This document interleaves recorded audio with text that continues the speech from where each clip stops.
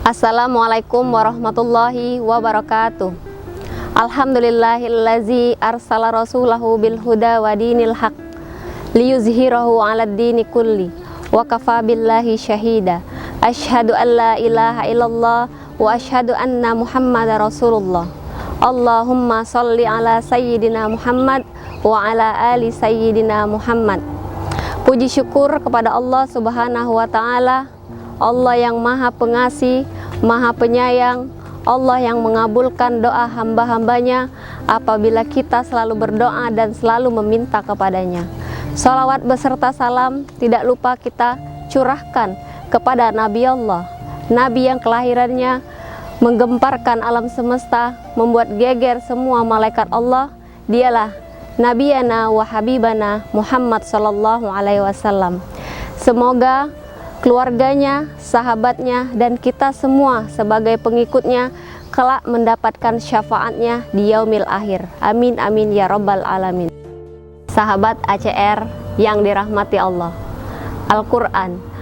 Al-Quran adalah kitab suci umat muslim yang diturunkan Allah Subhanahu wa taala kepada Nabi Muhammad sallallahu alaihi wasallam melalui malaikat Jibril secara berangsur-angsur selama kurang lebih 23 tahun.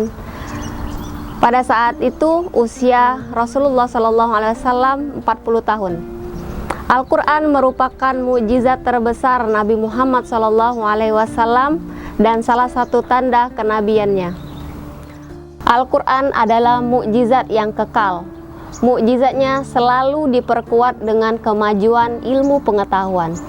Al-Quran merupakan pedoman hidup manusia, memiliki kandungan makna yang cukup lengkap, makna yang lengkap untuk kehidupan manusia. Al-Quran juga banyak membahas tentang masalah-masalah ilmu pengetahuan.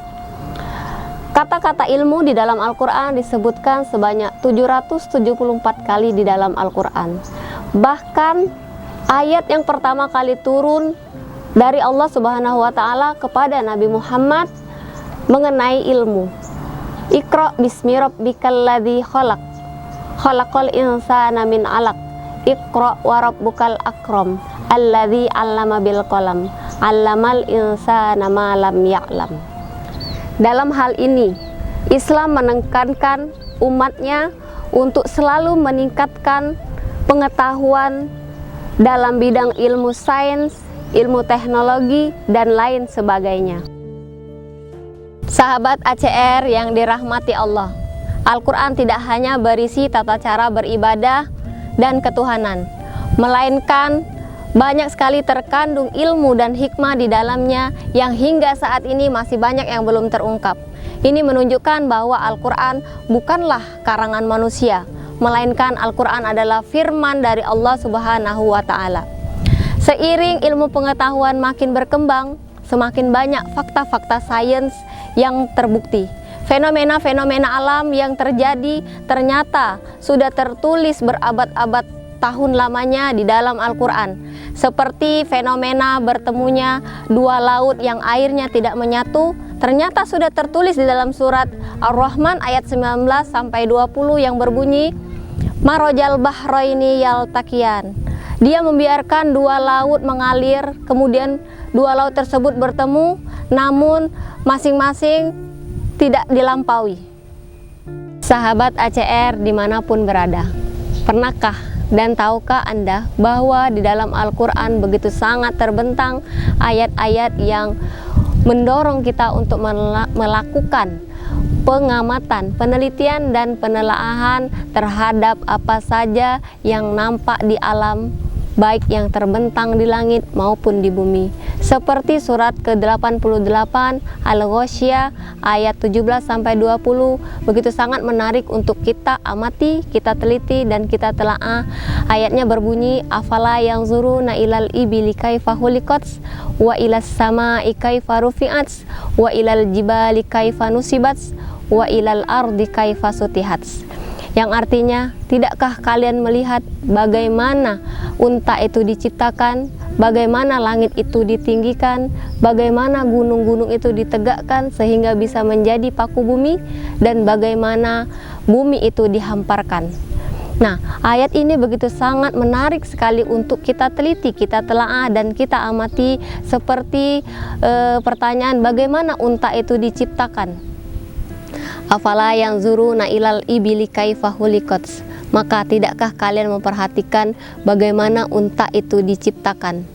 Setelah diteliti oleh para ilmuwan bahwasanya unta itu memiliki 2 kaki dan 2 tangan, unta juga memiliki selaput di matanya, dan bahkan unta itu memiliki tembolok khusus diciptakan untuk menampung air sehingga unta bisa menahan tidak minum selama 1 bulan. Bayangkan dengan selaput itu unta bisa melewati padang pasir bahkan dengan badai sekalipun yang Ferrari tidak bisa melewatinya, bahkan Lamborghini pun tidak bisa menembusnya, akan tetapi unta dengan sangat santainya bisa melewatinya. Sahabat ACR yang dirahmati oleh Allah, 2 kaki 2 tangan yang dimiliki oleh unta, yang sebagian menilai bahwa unta memiliki 4 kaki. Ternyata rahasia tersebut terungkap ketika Nabi Muhammad SAW memberikan gambaran mudah untuk kita sujud pada saat kita sholat. Melalui 2 hadis yang berbeda, yaitu hadis dari Uwail dan Abu Daud, kita bisa mengambil tangan terlebih dahulu atau bisa juga menggunakan lutut terlebih dahulu. Jika kita tidak memahami hadis ini, maka kita secara singkat akan mengatakan jangan sujud mendahulukan lutut, namun sujudlah mendahulukan tangan.